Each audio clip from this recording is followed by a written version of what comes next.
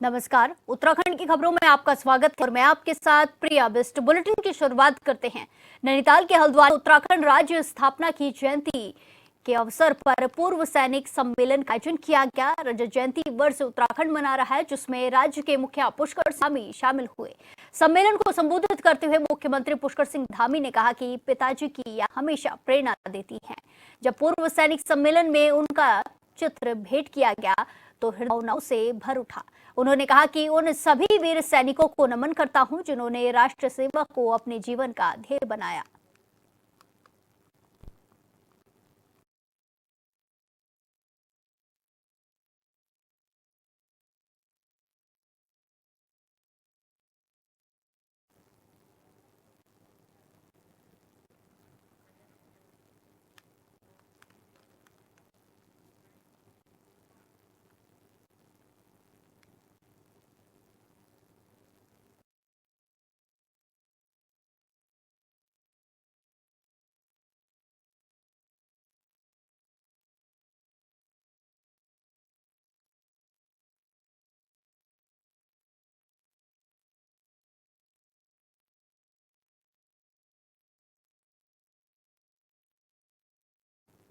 इसी के साथ खबरों में आगे बढ़ते हैं। रामनगर नैनीताल में उत्तराखंड राज्य स्थापना की रजत जयंती के अवसर पर जन वन महोत्सव का आयोजन किया गया, जिसमें सीएम पुष्कर सिंह धामी ने मुख्य अतिथि के रूप में प्रतिभाग किया।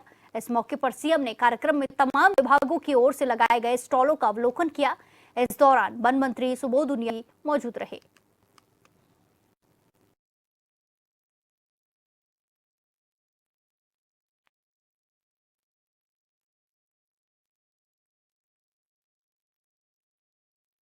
वन विभाग को आधुनिक तकनीकी जैसे GPS tracking, drone surveillance, dog squads और जीपीएस की सुविधा दी जा रही है, ताकि वन्य जीवों की निगरानी और सुरक्षा के साथ ही उनकी गश्त भी बेहतर ढंग से हो सके।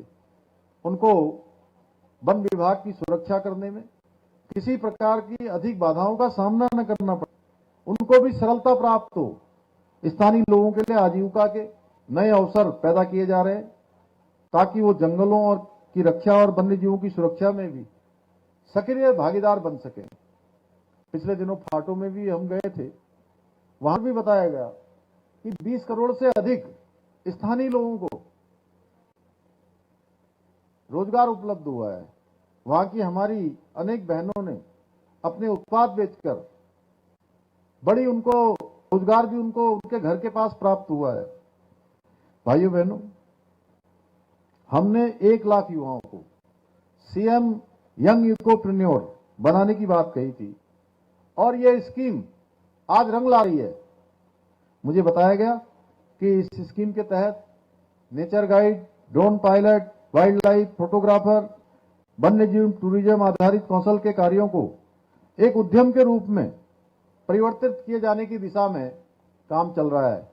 इसके साथ ही एक और जहां इको डेवलपमेंट कमेटियों के माध्यम से लोगों को आजीविका के अवसर मिल रहे हैं। कैंटर राइड जैसी पहल से पर्यटन और रोजगार दोनों को बल मिला है।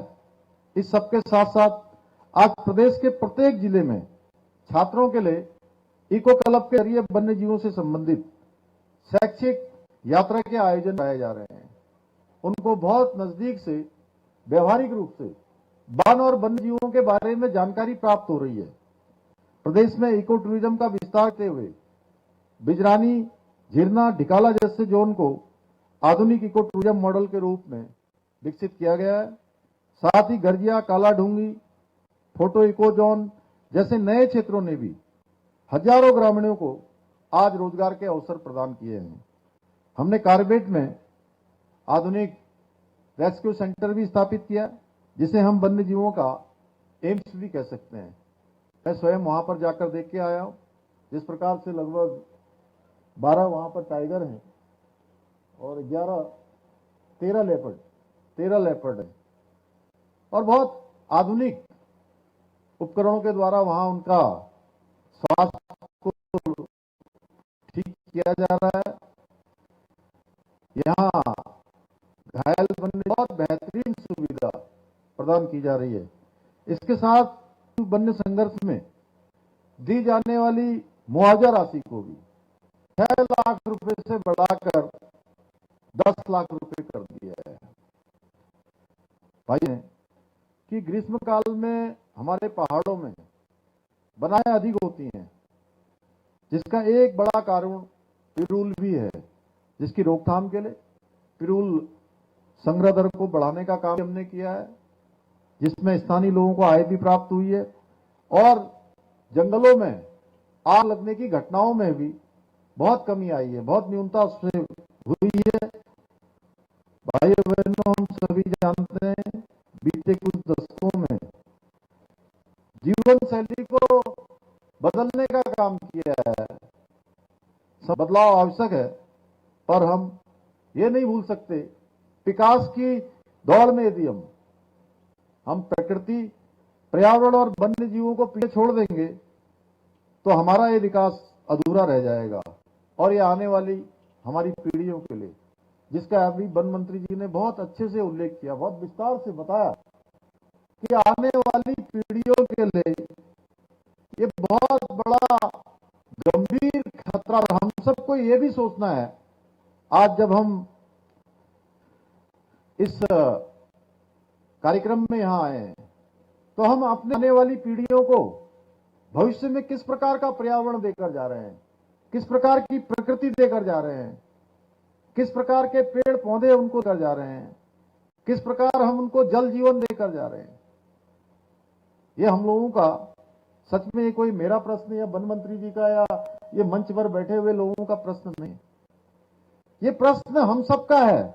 जब हम राज्य की रजत जयंती का ये रजतोत्सव स्थापना के 25 वर्षों का ये उत्सव मना रहे हैं, जहां हम अपनी उपलब्धियों पर गर्व करते हुए आगे की चुनौतियां और आगे के स्वर्णिम भविष्य की रेखा बना रहे हैं, एक विजन प्रस्तुत कर रहे हैं, एक विजन हम उसका संकल्प ले रहे हैं, तो निश्चित रूप से हमें आगे आने वाली पीढ़ी के जीवन का भी, उनके जीवन को अच्छा बनाने का संकल्प भी हम लेना होगा कि हम अपनी आने वाली पीढ़ियों को विरासत में क्या देने वाले हैं। इसलिए हमारा प्रयास होना चाहिए कि भौतिक विकास और पर्यावरण का संतुलन हर हाल में बना रहे। भाइयों बहनों, आदरणीय प्रधानमंत्री नरेंद्र मोदी जी ने विश्व मंच से लाइफ स्टाइल फॉर एनवायरमेंट का आह्वान किया है, जो मात्र एक नारा नहीं बल्कि धरती मां को बचाने का एक मंत्र है, जो उन्होंने पूरी दुनिया को दिया है।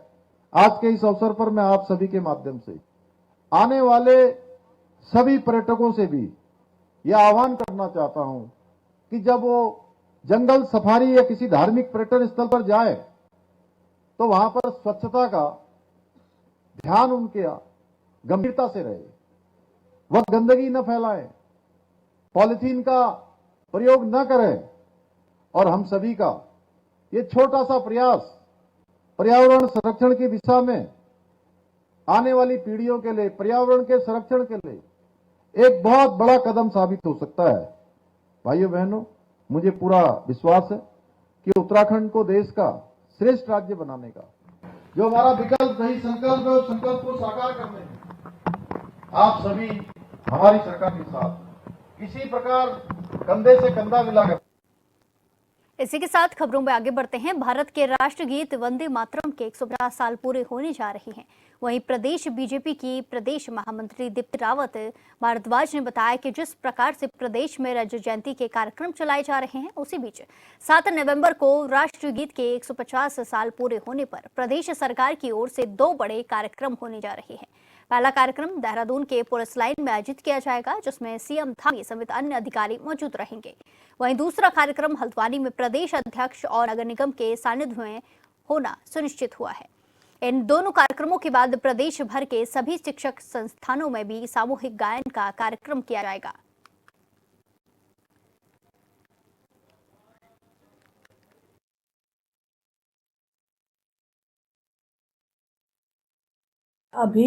जैसे अभी हमारी रजत जयंती समारोह लगातार चल ही रहे हैं प्रदेश के, लेकिन उसके साथ साथ एक और हमारा कार्यक्रम है वंदे मातरम @150, यानी वंदे मातरम को लिखे हुए 150 वर्ष पूरे हो रहे हैं 7 नवंबर को।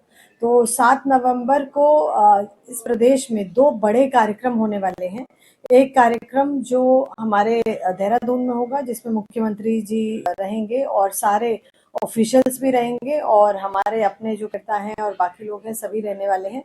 और दूसरा कार्यक्रम हमारा हल्द्वानी में होने वाला है, जिसमें हमारे प्रदेश अध्यक्ष जी और वो नगर निगम के द्वारा आयोजित हल्द्वानी में किया जा रहा है एमबीपीजी कॉलेज में। और देहरादून का जो कार्यक्रम है वो पुलिस, उसमें वंदे मातरम का जो गायन है वो सिर्फ नहीं होगा, सामूहिक गायन कैसे हो सके, कैसे हम इन कुछ दिनों में उसको सामूहिक रूप में उसको हम गाना सीख पाए या गा पाए, उस एक पूरी एक सभी लोग कोशिश करेंगे। और ये 2 बड़े क्रम के बाद हम लोग सभी कॉलेज में, हमारे शिक्षा मंत्रालय द्वारा सभी महाविद्यालयों में और विद्यालयों में भी इसको संपूर्ण वंदे मातरम गायन का और सामूहिक रूप से गायन का एक उन्होंने भी एक ऑर्डर पास किया है। तो 7 तारीख को वो भी सभी महाविद्यालय और विद्यालयों में होने वाला है। उत्तराखंड राज्य के 25 साल पूरे होने पर 7 नवंबर को रजत जयंती परेड का आयोजन देहरादून के रेस कोर्स पुलिस लाइन में होगा। परेड स्थल को तरीके से सजाया गया है, जबकि वीवीआईपी गैलरी और मंच की विशेष तैयारियां की गई है। इस कार्यक्रम में मुख्यमंत्री पुष्कर सिंह धामी, राज्यपाल, मंत्रीगण और वरिष्ठ अधिकारी परेड में शामिल होंगे। पुलिस अधिकारी तैयारियों का निरीक्षण कर रहे हैं, वहीं कर्मचारी सुरक्षा और सजावट को अंतिम रूप दे रहे हैं।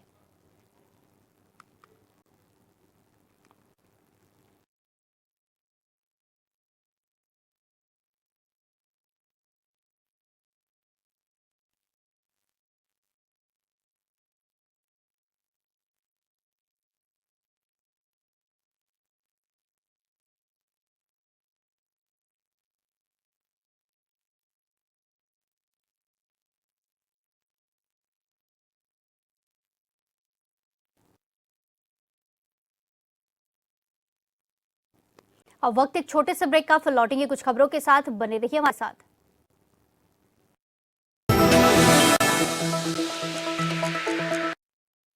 ब्रेक के बाद एक बार फिर से आपका स्वागत है। रुक करेंगे खबरों का। किच्छा कांग्रेस विधायक तिलक राज बेहड़ की ओर से सरकार की स्वास्थ्य सेवाओं की बदहाली को लेकर सवाल खड़े किए गए हैं। उनका कहना है कि समय पड़ने पर उपयुक्त चिकित्सक उपलब्ध नहीं होते हैं। साथ ही एक ही मंत्री के पास 4 विभाग भी प्रदान किए गए हैं। उनके इस बयान पर बीजेपी के प्रदेश प्रवक्ता मथुरादत्त जोशी ने पलटवार करते हुए कहा कि प्रदेश में बीजेपी के कार्यकाल के 9 साल पूरे होने जा रहे हैं। बीते 8 सालों में स्वास्थ्य को लेकर अभूतपूर्व कार्य बीजेपी सरकार ने किए हैं। कई चिकित्सालय, उपचार केंद्र कार्यकाल में बनाए गए हैं और आगे भी बनने हैं। जोशी ने कांग्रेस विधायक की बातों को बेबुनियाद बताते हुए कहा कि तिलक राज एक समय खुद स्वास्थ्य मंत्री रहे हैं। साथ ही जो कार्य उनके कार्यकाल के दौरान होने चाहिए थे, वो कार्य आज बीजेपी सरकार की ओर से किए जा रहे हैं।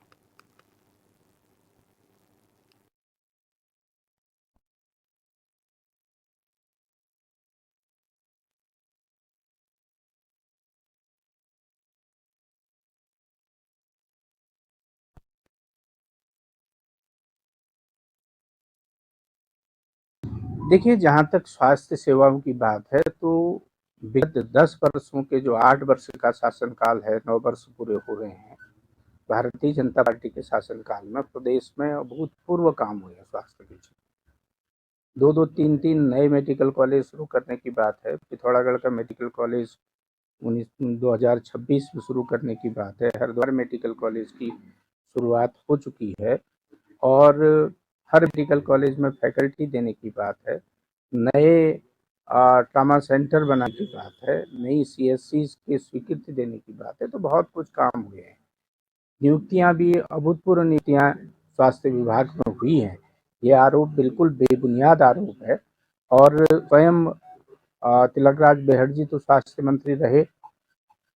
जिस जो काम उनके कार्यकाल में होने चाहिए थे वो काम आज पूरे हो रहे हैं। लेकिन इस तरीके के आरोप लगाकर सरकार को बदनाम करने की नियत से आरोप लग रहे हैं। स्वास्थ्य महकमे में बहुत काम हुए हैं और डॉक्टरों की पहली बार 1500 के लगभग डॉक्टरों की नियुक्ति हुई है। नर्सिंग स्टाफ की नियुक्ति हुई है। CHO की नियुक्तियाँ हुई हैं और भी अभी और भी नियुक्तियां होनी हैं। प्रत्येक मेडिकल कॉलेज में फैकल्टी देने का काम किया है, बहुत काम हुआ है। इसी के साथ खबरों में आगे बढ़ते हैं। उपनेता प्रतिपक्ष भूपन चंद्र कापड़ी ने एचएनएन से खास बातचीत में कहा कि उत्तराखंड में भ्रष्टाचार चरम पर है और अधिकारी सरकार के संरक्षण में निरंकुश हो चुके हैं। उन्होंने कहा कि जब सत्ता पक्ष के विधायक मंत्री खुद प्रोटोकॉल के लिए तरस रहे हैं तो समझा जा सकता है कि नौकरशाही किस हद तक हावी हो चुकी है।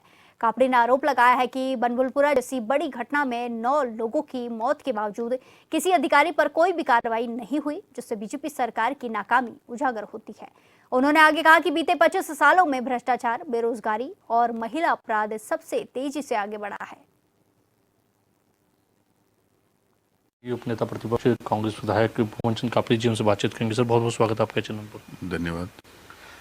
3 दिन का विशेष सत्र रहा और 3 दिन के विशेष सत्र में आपने बहुत मुद्दे उठाए और भ्रष्टाचार को लेकर के आपने कहा कि इस राज्य में 25 साल अगर जवान भी हुआ तो कई चीज़ें जवान हुई है। उन जो बातें आपने रखी उसको किस तरह से देखते हैं, क्योंकि अगर आपने जिस भ्रष्टाचार की बात की है कि निधि से भ्रष्टाचार हुआ है, जैसे में 15% की अगर हम बात करें तो करीब 75 से 85 लाख रुपए यानी अधिकारियों पर जा रहा है। उस हिसाब से बिल्कुल इस राज्य में अधिकारियों ने करप्शन की हद कर दी है और उसके लिए सरकार उन्हें संरक्षण दे रही है। अगर संरक्षण नहीं होता तो अधिकारी ईमानदारी से काम करता। और आज जब सत्ता पक्ष के सांसद, विधायक, मंत्री प्रोटोकॉल के लिए तरस रहे हैं तो आप समझ सकते हैं कि अधिकारी कितना निरंकुश हो गया है, कितना दुस्साहसी हो गया। उसका कारण ये है कि जब जब अधिकारियों ने गलती करी के जिले तबादले हो जाते थे, लेकिन ये पहली सरकार है 22 की, अधिकारियों ने बनफूलपुरा जैसी बड़ी घटना कर दी जिसमें 9 लोगों की जान चली गई। उसके बावजूद भी एक अधिकारी के खिलाफ कार्रवाई नहीं हुई। विपक्ष के लोग 24 घंटे तक ठंड में विधानसभा के अंदर सोते हैं, एक एसएसपी का तबादला नहीं किया गया। तो भारतीय जनता पार्टी अधिकारियों के आगे नतमस्तक है, स्पष्ट पता चलता है। उनके खुद सारे नेता, मुझे तो बड़ा दुख होता है कि आदरणीय विधानसभा अध्यक्ष जी के सचिव विधानसभा अध्यक्ष को प्रोटोकॉल न दिए जाने की जी का पत्र लिखते हैं। जिन सारे विधानसभा सदस्यों को पीठ के अध्यक्ष से उम्मीद है कि हमें न्याय दिलाएंगी और वो खुद न्याय मांग रही हैं, तो आप समझ सकते हैं कि कितना निरंकुश हो गया। और भ्रष्टाचार चरम पर है। मैं बिल्कुल आज भी कह रहा हूं, इस राज्य में इन 25 सालों में जवान हुआ है तो भ्रष्टाचार सबसे मजबूती से जवान हुआ है, बेरोजगारी जवान हुई है, महिला अपराध जवान हुआ है, पहाड़ के गांवों में खेती खराब करने वाले जानवर जवान हुए हैं, किसान के ऊपर कर्जा जवान हुआ है। हमारे जो किसान हैं उनको सरकारी रेटों पर जो है कि मूल्यों पर जो है सरकार उनका नहीं खरीद पा रही है उनके उपज को। अगर कुछ जवान हुआ है तो नकल माफिया जवान हुए हैं। तो ये सब सामने हमें स्पष्ट दिखाई दे रहा है। तो कानून व्यवस्था लचर है।